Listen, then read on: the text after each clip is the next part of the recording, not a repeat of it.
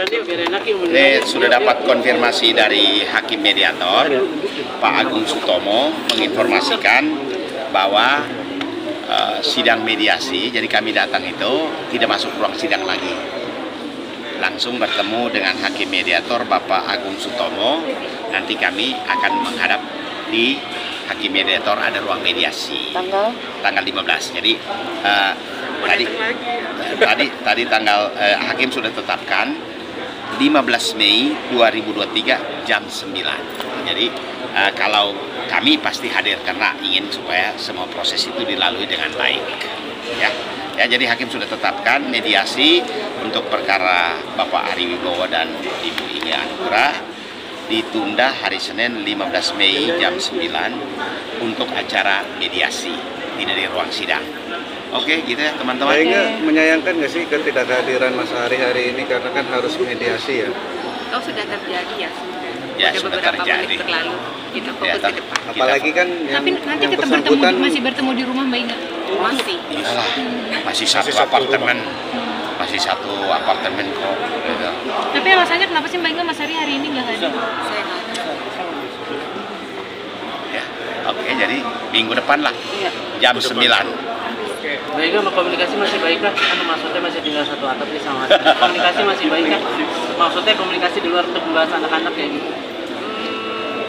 Ya, komunikasi diusahakan senormal mungkin. Mbak Inga, kemarin waktu Mas Ari preskon itu kan mengatakan kalau soal keuangan rumah tangga seperti apa sih Mbak Inga sebenarnya? Karena kan banyak pemberitaannya yang simpang siur gitu. Oke, di sini aku ingin mengklarifikasi banyak nih kayaknya, jadi aku sekali ngomong aja bahwa Ari itu bukan seorang individu yang pelit, enggak. Ari nggak pelit, Ari itu papa yang baik, dia selalu provide untuk keperluan anak-anak, mulai dari sekolah, pakaian, apapun itu, ya kayak komputer staff, anak-anak suka komputer, PC-nya juga dirakit sedemikian rupa, jadi dia bukan orang yang pelit. Kalau memang dia memilih memanage keuangan rumah tangga seperti ini, ya aku ikut aja kan sebagai istri, aku follow aja. Dan kenapa kemarin sempat rusuh karena soal nafkah bulanan, memang aku secara individu dikasih sorry Enggak. aku dikasih nih uang cash buat kamu pribadi gitu, misalnya buat aku ngapa-ngapain, buat aku nabung atau apa, itu memang dari awal nggak ada. Jadi itu pun sesuatu yang baru aku pelajari gitu, bahwa oh ternyata kalau orang married, yang banyak kan nih teman-teman baru pada cerita juga setelah aku kasus kayak gini, biasanya tuh istrinya dikasih uang bulanan istilahnya. Jadi di saat itu sebenarnya awalnya sih karena aku sendiri nggak bisa membiayai diri untuk bayar pengacara sebenarnya, makanya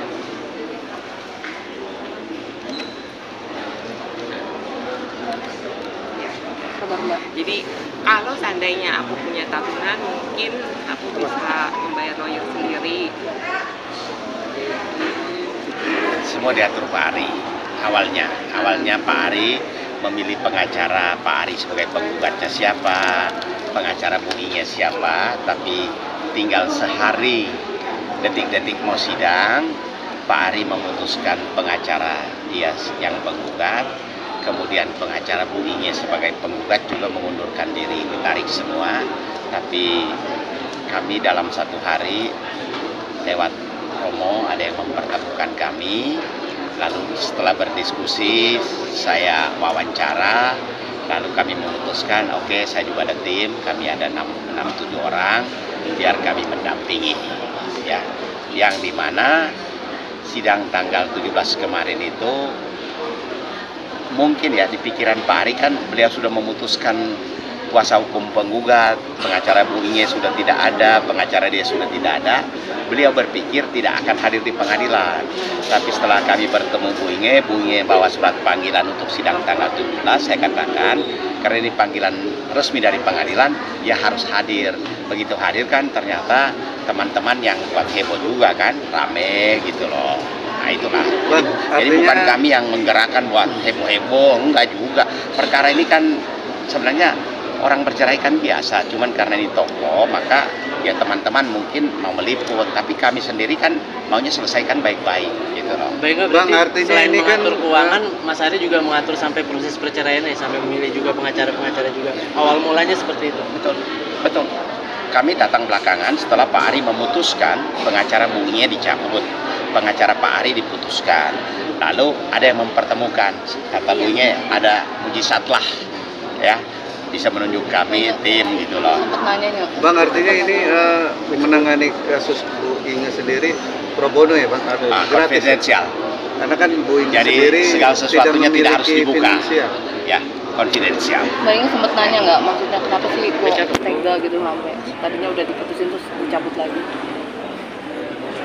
Sempat, tapi ya udah. Apa mungkin jawaban sampai Mbak Inge meneteskan air mata? Kayak dari tadi nahan-nahan Ya banget. tidak menduga menunjukkan kami dipertemukan. Gitu lah. Mbak Inge emang tiap bulan sejak kapan sih tidak diberikan nafkah?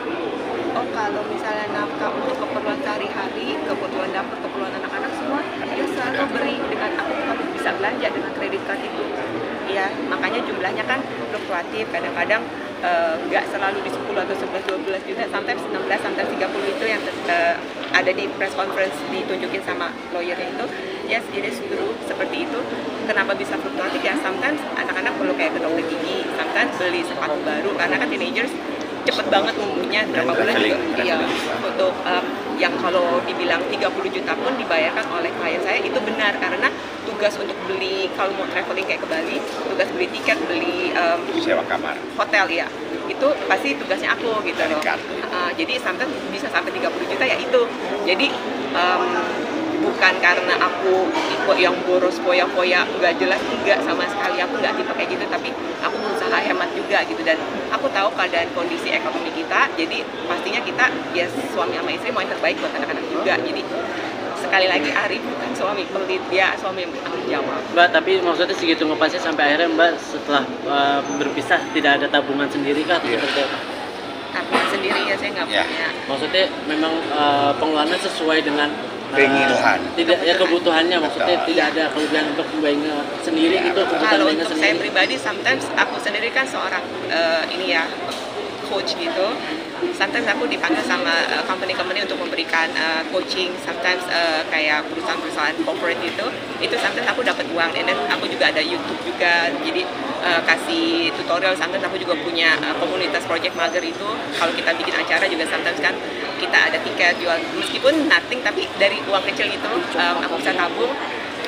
Aku bisa jalan-jalan sama teman-teman ke Bali gitu, but itu ya aku nabung supaya aku bisa jalan-jalan, but aku nggak apa-apa kayak gitu, bener-bener aku nggak apa-apa. Dan jadi aku juga menghargai Ari bisa provide for the family, that's enough for me. Tapi kan itu masukan dari hasil kerja kerasnya Mbak sendiri ya, maksudnya nafkah dari Kalau dari Mas aku Ari mau, gitu untuk aku mau Mbak jalan-jalan, sendiri. iya aku akan nabung. Oh, Enggak, yang nafkah sama dari teman-teman Mbak ya. enggak, maksudnya nafkah dari Mas Ari, Mas Ari kepada Mbak Inge Mbak gitu pribadi. untuk pribadi, bukan untuk keluarga, adakah? Sangat cukup kok, anak-anak semua tercukupi.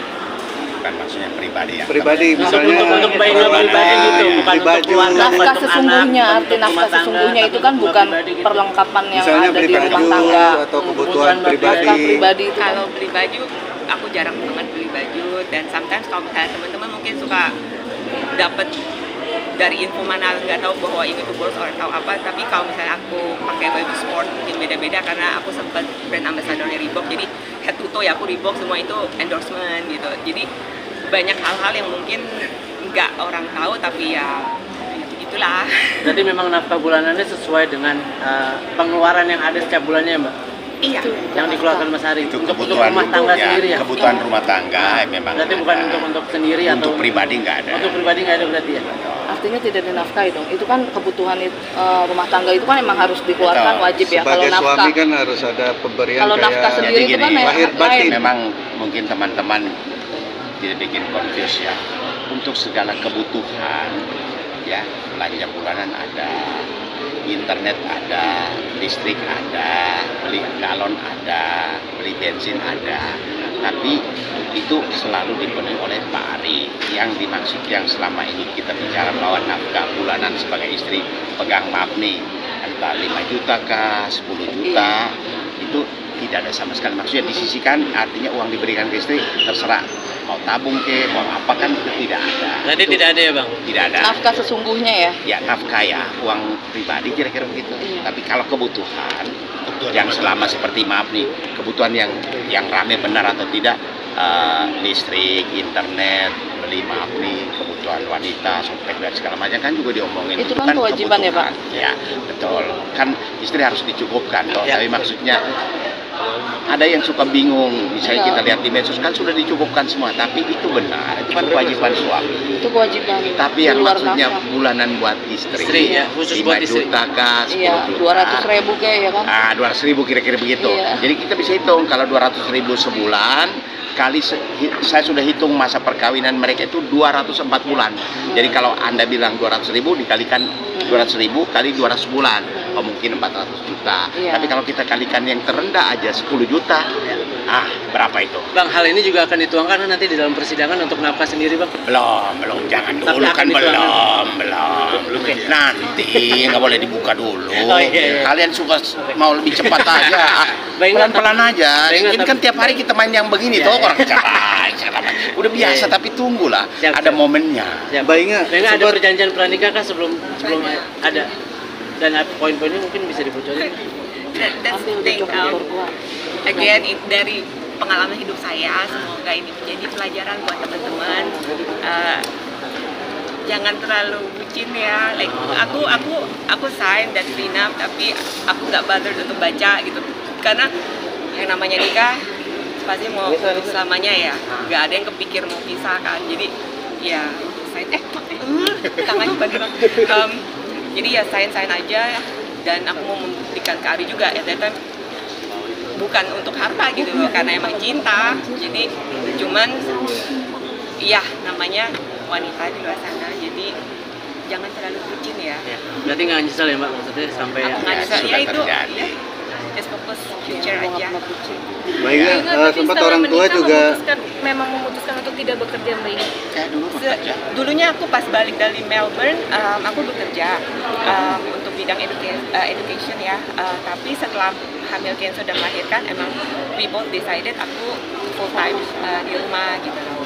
And then setelah anak-anak mulai besar nih, aku mulai tuh kayak ternyata passion aku untuk memotivasi wanita-wanita di luar sana untuk you get healthy, let's move. Jadi aku suka bikin event-event kayak gitu. Jadi lebih ke sana aktivitasnya setelah anak-anak besar ya. Setelah aku tahu mereka udah lebih banyak waktu di sekolah, udah lebih bisa dilepas ya.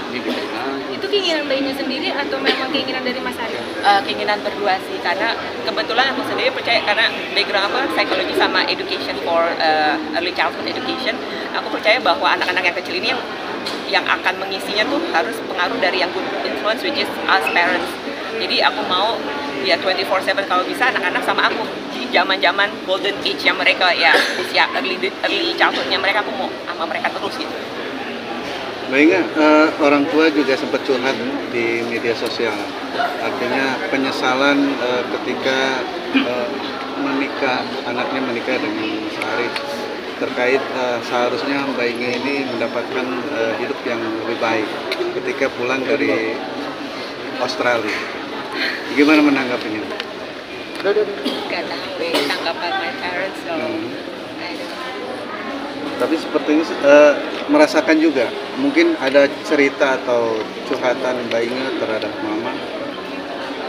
Enggak sih, aku lebih dari awal nikah udah fokus sama Ari juga udah kita make a pact, kita udah janji bahwa kalau kita punya problem ya kita nggak yang cerita-cerita nah ke parents, nah ke friends juga, kita coba solve sendiri aja. Jadi aku nggak yang dikit-dikit ngadu, dikit-dikit